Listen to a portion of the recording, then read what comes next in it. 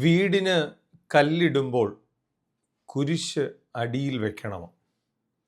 ഈ ചോദ്യമാണ് ഇന്ന് നിങ്ങളുടെ ശ്രദ്ധയിലേക്ക് കൊണ്ടുവരുന്നത്. അപ്പോൾ ഞാൻ റിഞ്ചു അച്ഛൻ, ക്രിസ്ത്യൻ വിസ്ഡം എന്നെൻ്റെ യൂട്യൂബ് ചാനലിലേക്ക് എല്ലാ പ്രിയപ്പെട്ടവർക്കും സ്വാഗതം.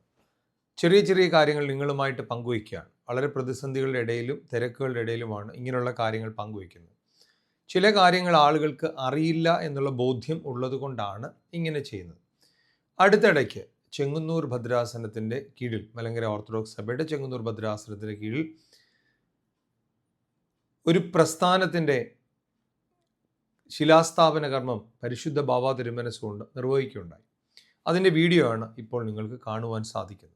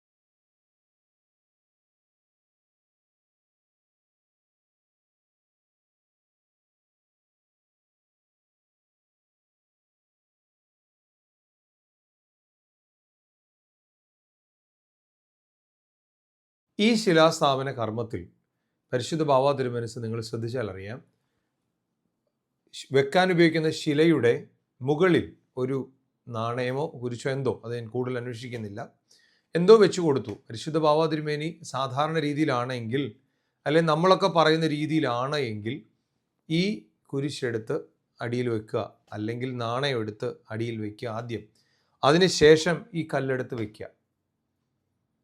പരിശുദ്ധ ബാവ തിരുമേനി അങ്ങനല്ല ചെയ്യുന്നത്. അതിൻ്റെ മണ്ടയ്ക്ക് എന്തോ ഇരിക്കുന്നു, തിരുമേനി അതിനെക്കുറിച്ച് ബോധമല്ല, അത് അതിനകത്തോട്ട് വയ്ക്കുന്നു. ഇതപ്പോൾ ഈ നാണയമാണെങ്കിലും കുരിശാണെങ്കിലും ഉരുണ്ട് താഴെ വീഴുന്നു. പരിശുദ്ധ ബാവ തിരുമനസ്സുകൊണ്ട് കല്ലെടുത്ത് വയ്ക്കുന്നു. അതിൻ്റെ മുകളിൽ ഭംഗിയായി സിമെൻറ്റ് തേച്ച് കുരിശാകൃതി അതിൻ്റെ മണ്ടയ്ക്ക് വരയ്ക്കുന്നു. ഇപ്പോഴാണ് ഈ കല്ലിൻ്റെ മണ്ടയ്ക്ക് കുരിശൊക്കെ കൊത്തി വെക്കുന്നത്. പണ്ട് സാധാരണ കല്ലെടുത്ത് വയ്ക്കുന്നു, അതിൻ്റെ മണ്ടയ്ക്ക് സിമെൻറ്റിൽ കുരിശാകൃതി വരയ്ക്കുന്നു. ചിലർ ചാന്തിൻ്റെ മുകളിൽ വരച്ചിട്ട് അതിൻ്റെ മണ്ടയ്ക്ക് കല്ല് വെക്കും, അങ്ങനെയും ചെയ്യും. എന്തായിരുന്നാലും പരിശുദ്ധ ബാവ തിരുമനസ്സ് ചെയ്യുന്നത് ഇങ്ങനെയാണ്. ഞാനിത് പറഞ്ഞതിൻ്റെ കാരണം, നമ്മൾ ഒരു പരിധിവരെ ആവശ്യമില്ലാത്ത വിശ്വാസങ്ങളുടെ പറയാം. ഇനി അതുകൂടെ ചെയ്താൽ, പണ്ട് ഞങ്ങളുടെ നാട്ടിലൊരു തമാശ പറയും, ഒരു മകൻ ഗൾഫിൽ നിന്ന് വന്നപ്പം അമ്മയോട് ചോദിച്ചു, കല്യാണത്തിനാണ്, അമ്മ എത്ര കിലോ അരിയാണ് ഇടുന്ന ആളുകൾക്ക് ഭക്ഷണത്തിന് വേണ്ടി? അപ്പം അമ്മ പറഞ്ഞു 10 കിലോ അരി അല്ലെങ്കിൽ 50 കിലോ അരി. അപ്പോൾ മോൻ തിരിച്ചു ചോദിച്ചു, അമ്മ സപ്പോസ് തികഞ്ഞില്ലെങ്കിലോ എന്ന് ചോദിച്ചു.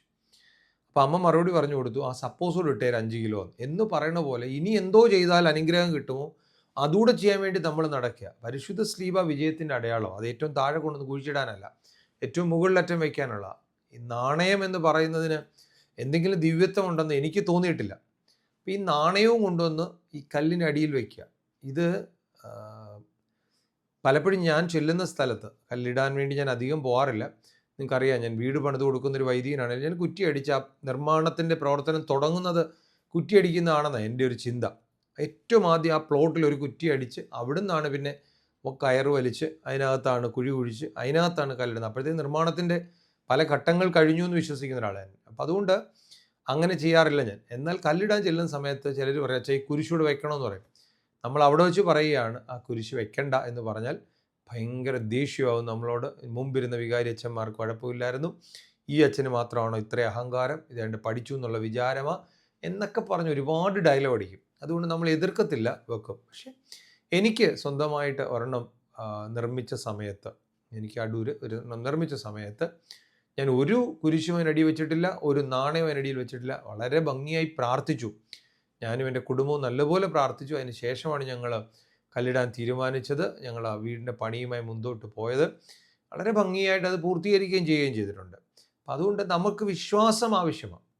എന്നാൽ ആവശ്യമില്ലാത്ത വിശ്വാസങ്ങളിലേക്ക് നമ്മുടെ ശ്രദ്ധ ചലിക്കാതിരിക്കട്ടെ. ഞാൻ ഇങ്ങനെയുള്ള വീഡിയോകൾ ചെയ്യുമ്പം എന്നെ കേൾക്കുന്ന, എന്നെ കാണുന്ന മാതാപിതാക്കളുടെ ശ്രദ്ധയ്ക്ക് നിങ്ങളാണിത് പകർന്നു കൊടുക്കേണ്ടത്. നിങ്ങൾ പറഞ്ഞാൽ കേൾക്കാത്ത അങ്ങനെയുള്ള ആളുകളിലേക്ക് ഈ വീഡിയോ എത്തത്തക്ക രീതിയിൽ ഇത് ഷെയർ ചെയ്ത് കൊടുക്കുകയോ ഇതിൻ്റെ ലിങ്ക് ഷെയർ ചെയ്ത് കൊടുക്കുകയോ ഒരു ലൈക്കോ ഒരു കമൻറ്റോ ഒക്കെ ഇടാമെന്നുണ്ടെങ്കിൽ അത് ആരുടെയെങ്കിലുമൊക്കെ അടുക്കിലേക്ക് ചെല്ലും. ഓട്ടോമാറ്റിക്കായിട്ട് യൂട്യൂബിൻ്റെ അതിനെ ആക്ടിവേറ്റ് ചെയ്തിട്ട് ആളുകൾ കാണത്തക്ക രീതിയിൽ അത് ക്രമീകരിച്ചു കൊടുക്കും. അപ്പോൾ അതുകൊണ്ട് ഈ ചെയ്യുന്ന കാര്യങ്ങളൊന്നും ഞാൻ നേരത്തെ പറഞ്ഞ പോലെ സമയമുണ്ടായിട്ടല്ല, മറിച്ച് എല്ലാത്തിനും ഒരു നല്ല ഉദ്ദേശമുണ്ട്. അങ്ങനെ വരണം, നല്ലതായിട്ട് മാറണം എന്നൊക്കെ ഒരു ഉദ്ദേശമുള്ളതുകൊണ്ട് നിങ്ങളുടെ ഒരു സപ്പോർട്ട് ഞാൻ പ്രതീക്ഷിക്കുന്നു. ദൈവം തമ്പുരാൻ അനുഗ്രഹിക്കട്ടെ. മറ്റൊരു വീഡിയോ ആയിട്ട് കാണാം.